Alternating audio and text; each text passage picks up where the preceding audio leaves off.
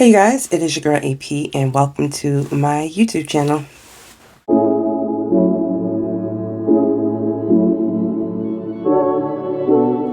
Alright, hello. So, if you're not new here, which is kind of an oxymoron because this is technically a newer YouTube channel. I still have AP Young at its regular AP Young YouTube channel, but I'm keeping that strictly for like conversations, health and wellness, and those types of things.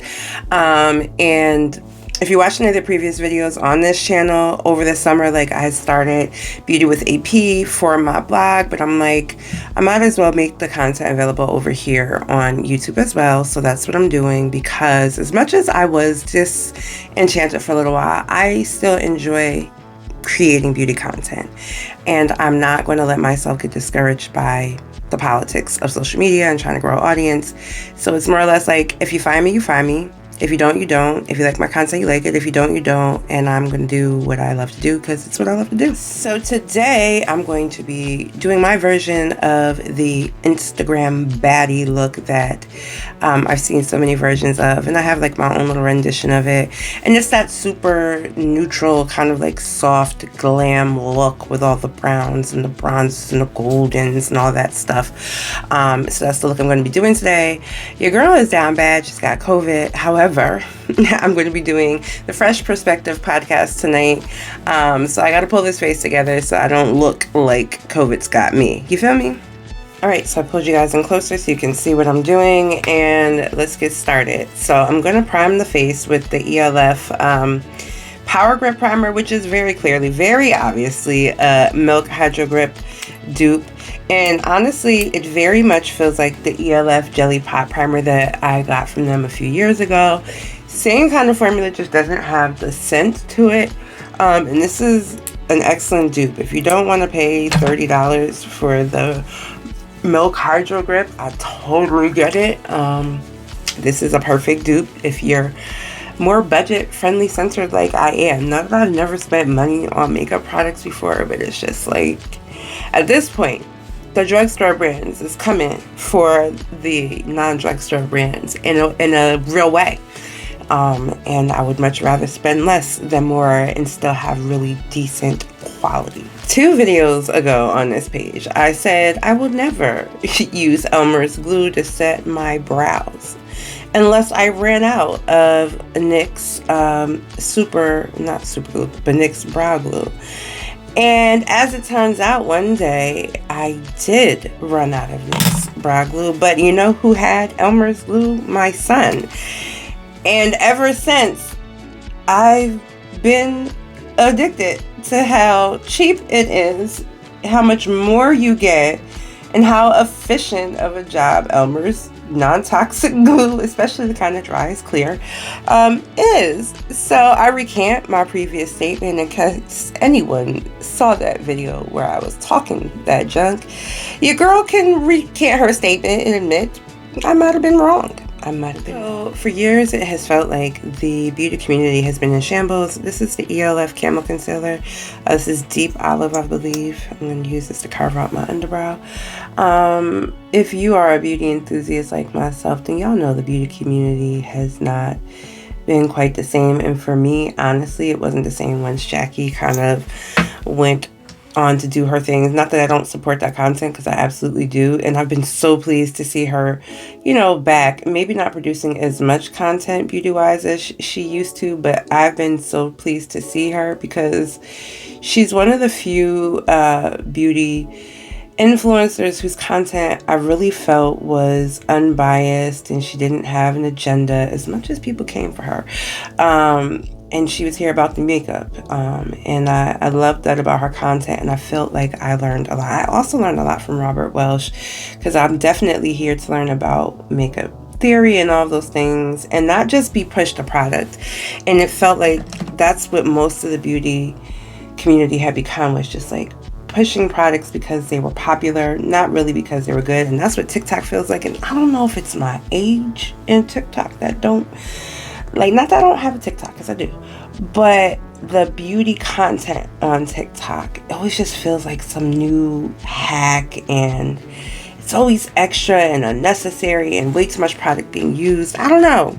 And maybe it's just times evolving or whatever, and maybe I'm more of a traditionalist in the sense that like I like tried and true, but I also need things to make sense for me. Like I don't want to just be trying out hacks because it's what's trending and then absolutely wasting my time, hated it, or just buying a foundation because it's the new and trendy thing. And I feel like that's a lot of what the beauty community had become, was just who was launching the most or the newest product, and it became less about people being honest in their reviews and honest about their thoughts on the brand, and more about like, I'm on a PR list and I have to say this, I have to get this content out because I'm obligated.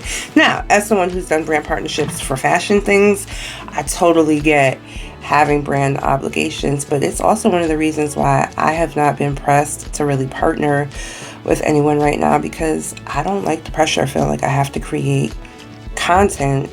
And some of these brands be having stipulations like about how they want their stuff presented and what you can and can't say. And I don't know if it's the same for the beauty community. I'm not on too many PR lists in the beauty community besides a few.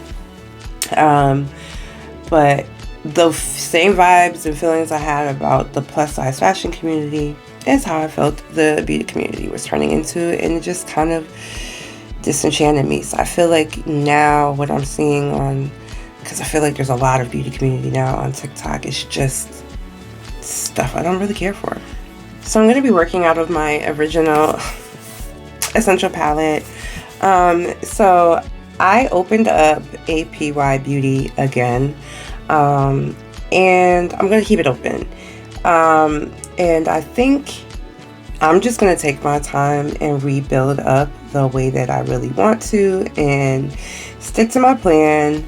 I'm not in a rush. The items on my site are currently $5 or less, because I would like to get rid of that inventory before I really start building new inventory. And I'm going to take it back to the basics by bringing back the entire Essential Original collection with a few modifications, but it was a couple years of learning my audience and understanding that my core demographic who was shopping with me wasn't necessarily interested in like learning all of the new types of makeups that existed. They were traditionalists. They were very basic, and not basic in a bad way, but like they just wanted simple stuff. Like I maybe not as interested in creams and liquid products as much as they wanted like traditional powders, and just learning basic eye looks and not too much color, or maybe wanting to learn a little bit of colors at a time. Like I had to find what my core audience and demographic liked, and I learned that. And at first I was a little bit resentful, and maybe that was the wrong attitude to have, because sometimes you just want your audience to grow with you, and that's okay. We're working on it. Like I'm working on it. I'm restructuring my business model. I'm working quietly, but AP Young Beauty is still around. We're 3 years in. Is it 3 years? We're going into our 4th year. We're going into our 4th year this year. Wow. And I'm grateful for the break that I took and for the conversations that I was able to have that helped me arrive back at this place of knowing like this is what we're going to do. And I'm here for it, and I can't wait to grow, and I hope you guys are here for it too.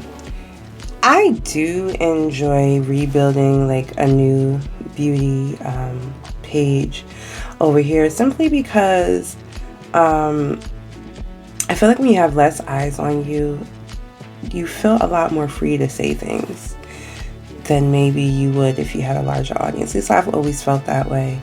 I think that was the hardest part about when my Instagram grew. I had been so accustomed to speaking how I spoke and sharing my thoughts and ideas that I didn't realize that as my audience grew larger, it was changing because more people were seeing me, and it made it feel as if, I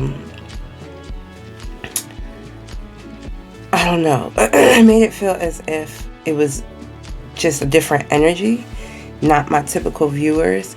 And so things that I had been able to say before without anybody batting an eye were now becoming points of contention for new followers. And it just, I never want to have to stifle who I am, and I always want to be able to be honest, but I felt like every other statement I made was coming with like, oh, trigger warning. Could you put a trigger warning? And I'm just like, everything is not a trigger warning worthy. Everybody has triggers, but is everything really trigger warning worthy? No. And I felt like it became more stressful, and that's when I really started feeling like, oh, this is not fun for me anymore. As much as I enjoyed doing what I did, it definitely became more of a headache, for me at least. Also, real rap, like with weight loss, and for those who are new here, I had weight loss surgery, bariatric surgery in 2021. I had the duodenal switch, and I took my audience on that journey with me. And I've talked about it on my other YouTube channel, but with weight loss, of course, there was a huge part of my audience, which I expected, who kind of felt like they couldn't connect to me anymore because I had been showing up as an extended size representation for so long that I quickly fell out of the extended representation because, the surgery. And they no longer saw themselves in me, especially those who were not on any type of weight loss journey, who were not necessarily there for the weight loss content. There was a disconnect, which made fashion feel less fun for me. Because not that I don't have an audience of people who are not still here for the fashion, but so much of my audience was still extended size. And before I was able to provide them options, because I was shopping extended size, so I could drop them links. I don't necessarily always shop in places now that carry extended size, not because I don't want to, but because we know there's still limitations on how much extended sizes exist, although a lot of places are expanding. We're not going to call them super inclusive because some of them stop at a 4X, some stop at a 5, and it's never going to be all inclusive until all sizes are included, right? But in terms of like even what fits my body, not if I have a choice between spending a lot of money versus not, I'm going to go for not. And so especially while my body's in fluctuation, shopping places that are really affordable and cheap for me is my choice right now, whether that's Goodwill, whether that's, fast fashion, although there are people up arms about that. And some of those places don't carry the larger sizes, and my audience is just like, I can't shop there. You know what I mean? So I totally get it. It just made me kind of want to pull away from creating as much fashion content, I guess, in that space until I kind of find my rhythm. So instead, I've chosen to do what really brings me the most joy, which was to shift my Instagram content to focus more on health and wellness. And I'm so glad that I did, because I'm happier with that decision. And it wasn't a big jump because I had already been sharing that information from Jump Street on my Instagram. I wiped my content, although I did have a few people reach out and like, did you just wipe all your old content? And I guess they thought like I had done it because, or a few people thought I had done it because of the weight loss. And I'm like, no, it's just I want to focus on what brings me joy in educating people about patient advocacy and navigating the healthcare system, navigating health as a large body, because no matter how small I get, my experience with being larger and being mishandled in the healthcare system doesn't go away. That will always be there. And I learned so many valuable lessons along the way that it's like I need to share that information with people because it could save their life. I certainly am glad that my experience doesn't have to be in vain, and that the things that I've gone through can be of use to other people. So that's really what's going on over on my Instagram page, and that I'm really excited about. And I know for some people it's been an adjustment and they're just kind of like kind of waiting to see what happens, but I am personally happy with that. I tell you, being on social media in any capacity, you know, in a public way, brings stress. I will never go so far as to like complain about any of the opportunities I've had that I'm privileged to have. But I definitely can understand when creators talk about their exhaustion and how they get tired, because at a point it's almost like everything you do is under scrutiny and people think you deserve it. If you see tears in my eyes, it's definitely because I've been coughing. Yeah, but people think, you know, you being a public person and sharing your story means that their opinions on your life and your choices matter. And they confuse what is a privilege to be able to know certain information with thinking they have a right to certain information.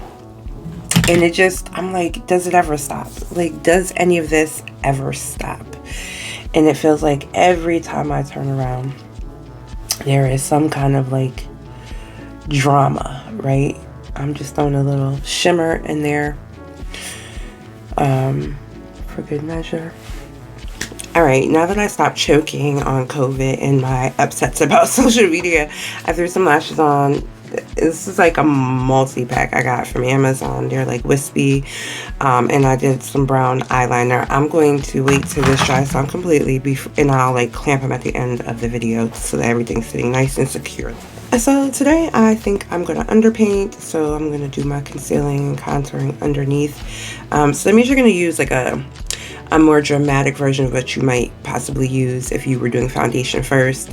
So I'm going to use this Super Stay, who is this by? Maybelline.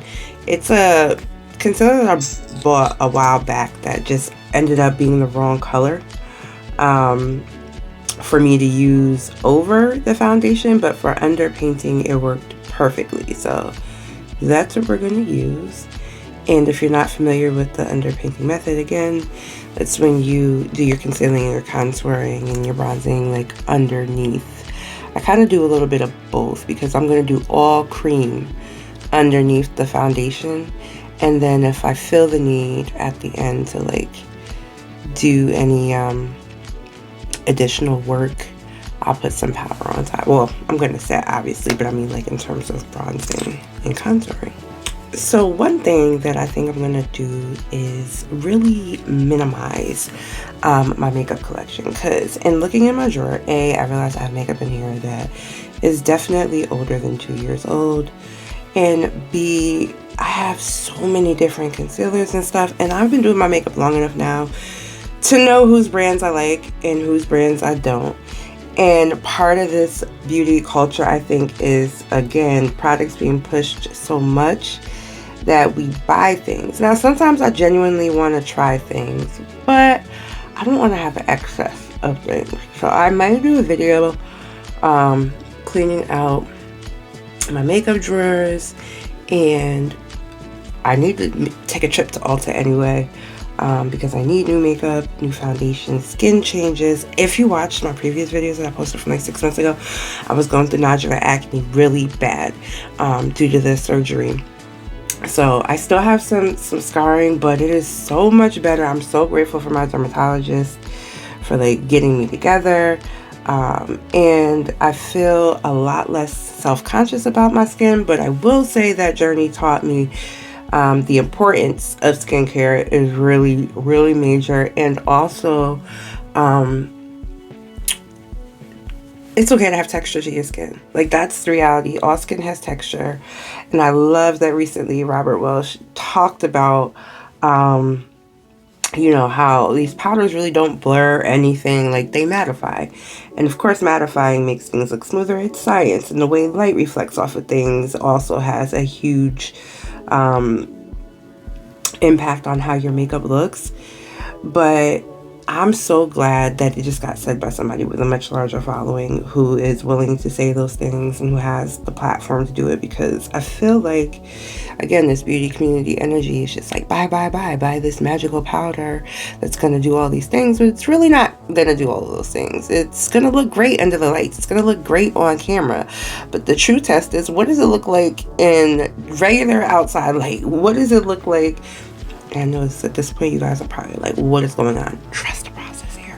Yeah, so I'm just glad that more honesty, I guess, is coming out in terms of how we're viewing makeup, the necessity for a lot of products, knowing when enough is enough. Like, if you've got, you know, a lot of concealers and you're not even touching half of them, like, it's too much. At least for me. I can't speak for other people, and I never would try.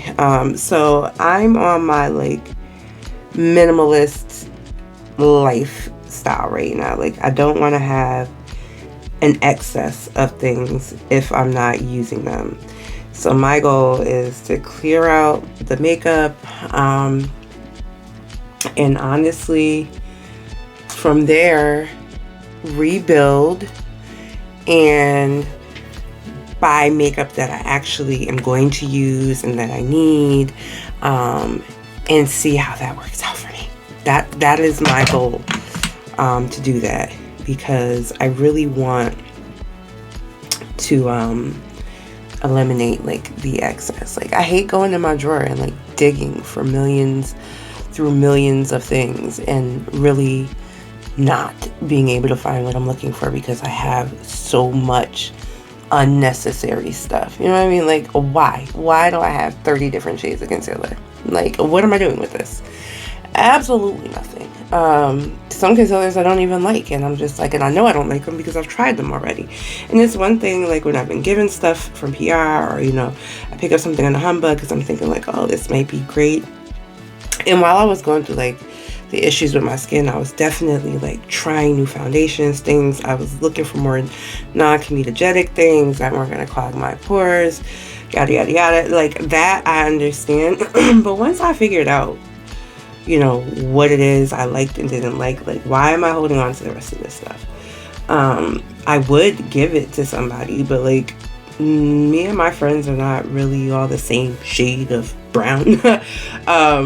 In fact, it's crazy how diverse the brown skin is in my friend group. So it's like, it would be a waste to give it to you because you're not going to use it because you can't wear it. It doesn't fit your shade. So I'm just going to toss it. Especially if it's been open, I'm just going to toss it. And I'm going to enjoy going to Ulta, taking my time, and finding the products that I like.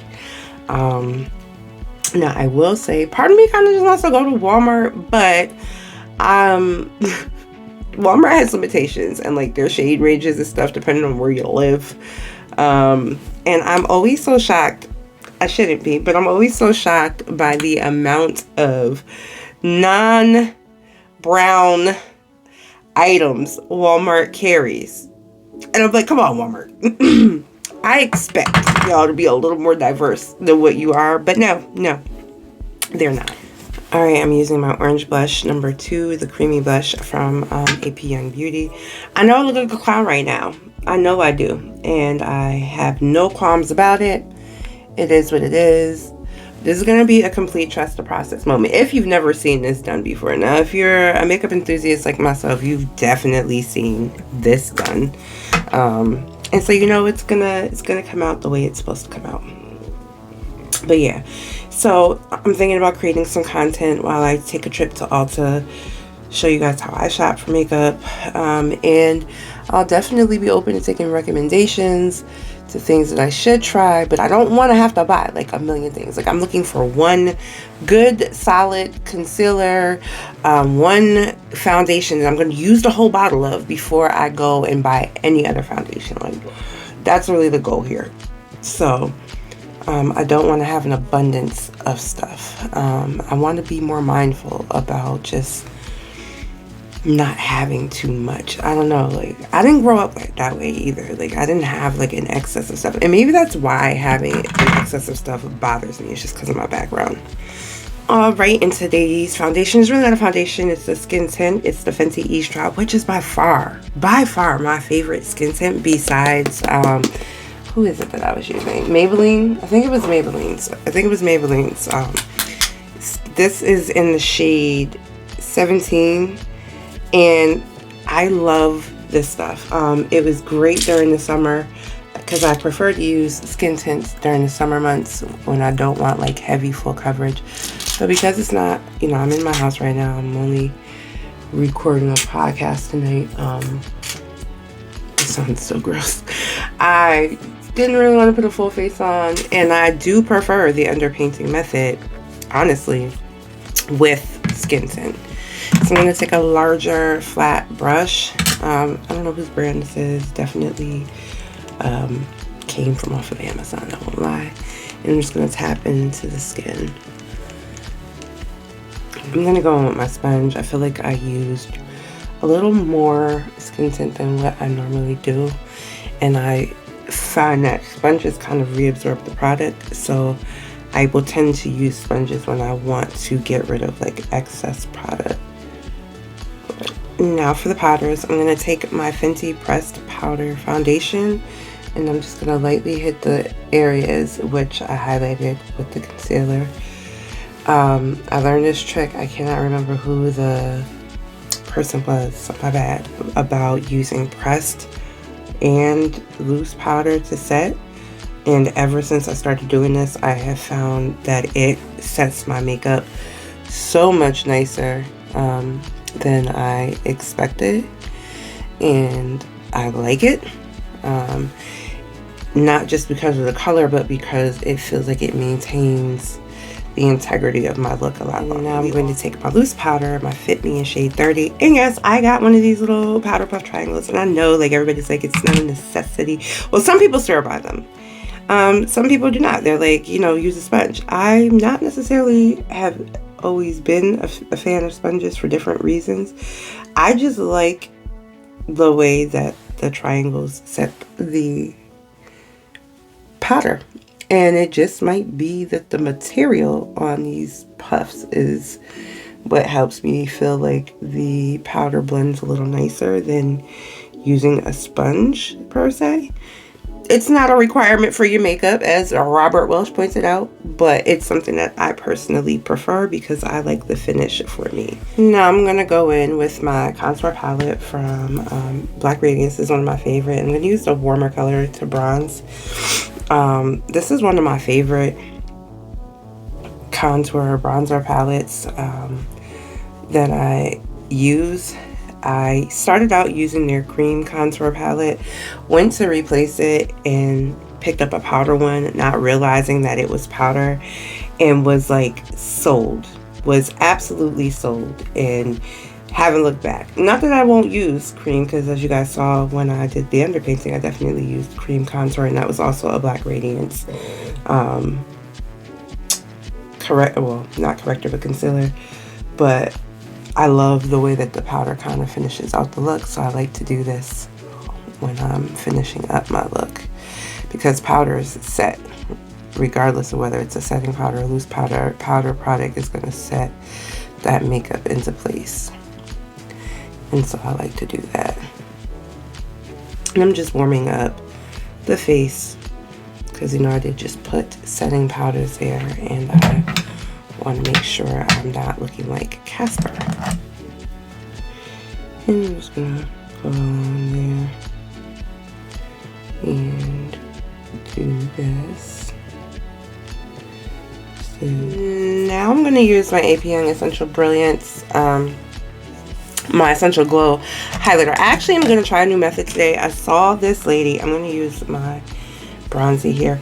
Or maybe this deeper gold up here. I saw this lady talk about this, about how people only do like that one streak, and it looks weird in lighting, and how we should be getting here and around when we're highlighting.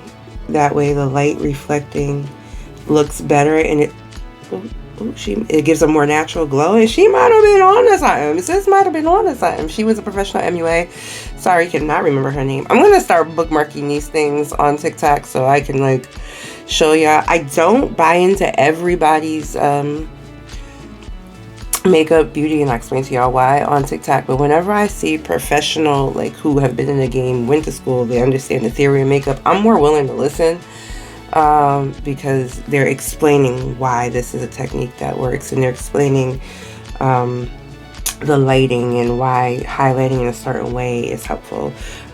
So I'm trying that out now, where we're not going to just do the right here. We're going to give the face a more natural, and I like that.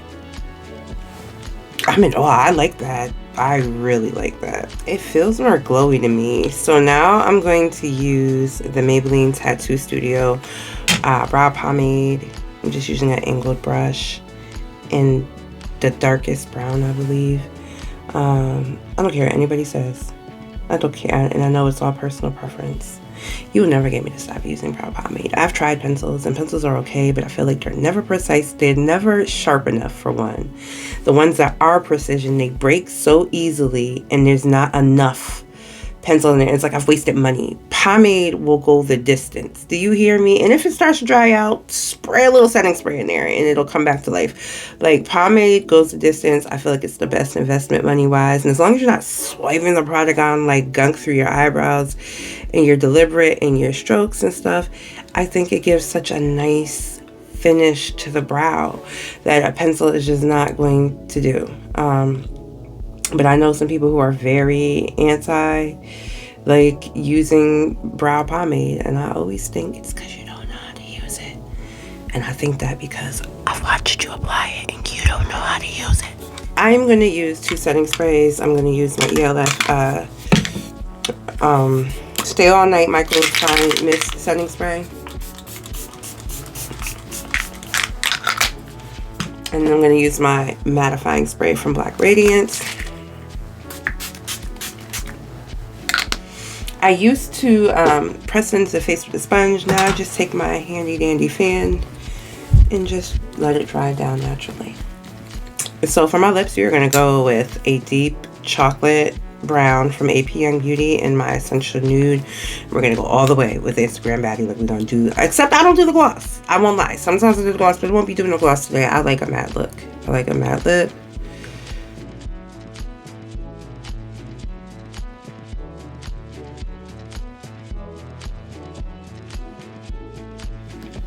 And voila, here is the completed look.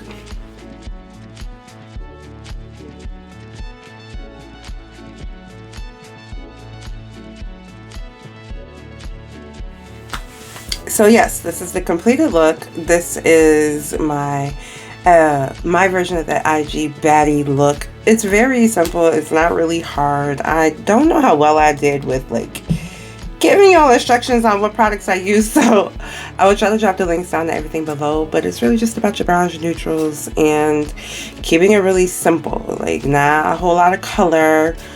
I think this is, they call it the IG Baddie look, but it's really like the brown girl look. Like, let's be real here. I personally love the look because it can be glammed up more if you want to put like more shimmer, more glitter. But it's pretty dope to me for an everyday look. If it's the everyday look you want to go for me, I'm going to do way less for an everyday look, just because I don't feel like my job deserves that level of care and concern for my face. But I love the brown girl Baddie look. It's just a really classic and timeless look, and I think it doesn't go out of style. And you can do matte, you can do a gloss with it, but no matter what you do, it's a really simple look and looks beautiful when it's done. And I just tried a hack that I learned about putting I'm stumbling right now. Putting primer, a silicone primer on your glasses frame where your nose sits and under the hair, and then setting it with a powder to keep it from making those marks on your face, which is kind of lit if you ask me. Thanks, Robert Welsh, for pointing that out. You guys, I had a blast getting back into the swing of things today, and I hope you guys are here for it as I bring you more beauty content, and I'll see you next time. Bye.